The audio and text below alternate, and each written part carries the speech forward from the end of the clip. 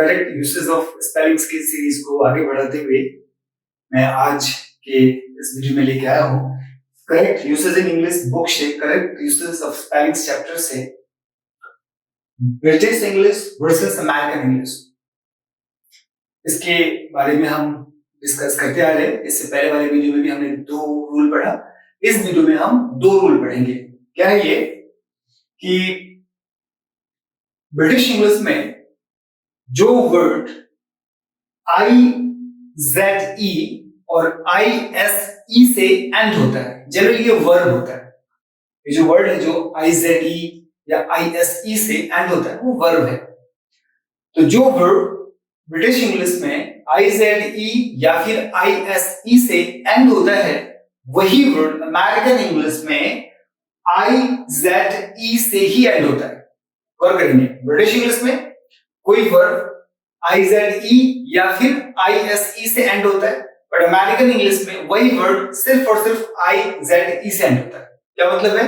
British English में words जो and होता है IZE या ISE दोनों ही वैलिड है, बट अमेरिकन इंग्लिश में वही वर्ड IZE से एंड होता है तो ही वैलिड होता है। जैसे एपोलोजाइज, गौर करेंगे यहां पे लिखा है ब्रिटिश इंग्लिश, यहां पे American English.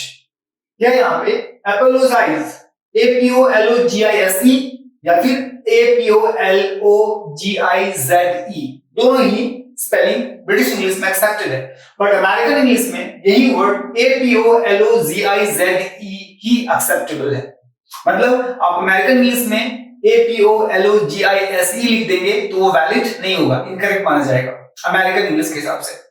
Like organise ORGANISE या फिर ORGANIZE ब्रिटिश इंग्लिश में दोनों एक्सेप्टेबल है, पर अमेरिकन इंग्लिश में इस वर्ड के लिए ORGANIZE ही एक्सेप्टेबल है, मतलब IZE ही लास्ट में जो है वो एक्सेप्टेबल है। नेक्स्ट लाइक रिकॉग्नाइज RECOGNISE या फिर RECOGNIZE, ये दोनों ही ब्रिटिश इंग्लिश में एक्सेप्टेबल है, बट अमेरिकन इंग्लिश में RECOGNIZE ही एक्सेप्टेबल है। तो क्या हुआ कि ब्रिटिश इंग्लिश में IZE या फिर ISE दोनों ही एंडिंग एक्सेप्टेबल है, बट अमेरिकन इंग्लिश में सिर्फ IZE मतलब जो वर्ड एंड होता है IZE से वो एक्सेप्टेबल है। दूसरा रूल क्या कहता है कि ब्रिटिश इंग्लिश में जो वर्ड YSE से एंड होता है वही अमेरिकन इंग्लिश में उसी वर्ड के लिए YZE से एंड होता है, ये एक्सेप्टेबल है। क्या मतलब कि कोई वर्ड है, मतलब जनरली भी वर्ड ही है, अगर ब्रिटिश इंग्लिश में वो YSE से एंड होता है तो वही वर्ड अमेरिकन इंग्लिश में YZE से एंड होता है। ध्यान रखने वाली बात है ये। जैसे एनालाइज ANALYSE एनालाइज, लेकिन वही अमेरिकन इंग्लिश में इसको बोलेंगे ANALYZE। और करेंगे ANALYSE ब्रिटिश इंग्लिश, बट यहां पर S की जगह पे Z आ गया है, मतलब Z आ गया है। क्या? ANALYZE।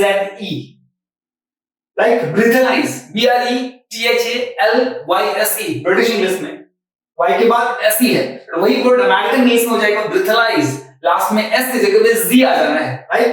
BREATHALYZE। Like paralyse PARALYSE in British English, British English में PARALYSE, और अमेरिकन इंग्लिश में PARALYZE।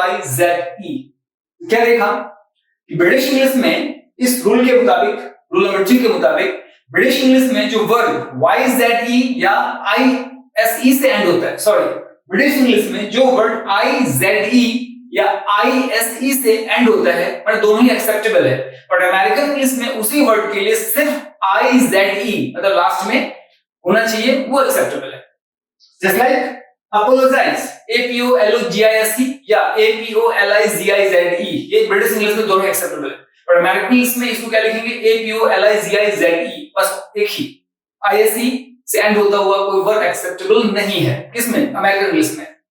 फिर उसी तरह से दूसरा रूल में क्या देखा कि ब्रिटिश इंग्लिश में जो वर्ड मतलब वर्ड YSE से एंड हो रहा है वही वर्ड अमेरिकन इंग्लिश में YZE से एंड होता है। लाइक एनालाइज ANALYSE है ना, ANALYSE YSE लास्ट में है, बट यहां पे देखेंगे ANALYZE एस के जगह पे जेड आ गया अमेरिकन इंग्लिश में। तो इस तरह से इस दो रूल में हमने देखा कि ब्रिटिश इंग्लिश और अमेरिकन इंग्लिश में स्पेलिंग्स को लेके किस पर्टिकुलर फिल्म में पर्टिकुलर रिलेटेड वर्ड्स में क्या डिफरेंस है। एक बार रिवाइज करना, याद हो जाएगा।